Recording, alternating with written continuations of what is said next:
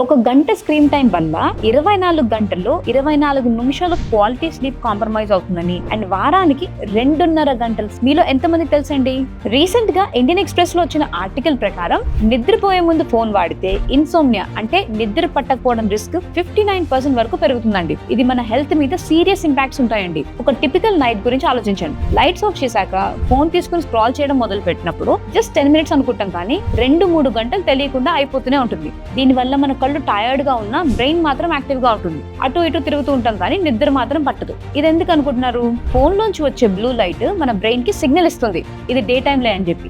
Melatonin అనే నిద్ర hormone ని బ్లాక్ చేసి కార్టిసోల్ అనే హార్మోన్ ని యాక్టివేట్ చేస్తుంది. అంటే ఇది మార్నింగ్ టైమ్స్ లో మనని అలర్ట్ గా ఉంచే హార్మోన్ అన్నమాట.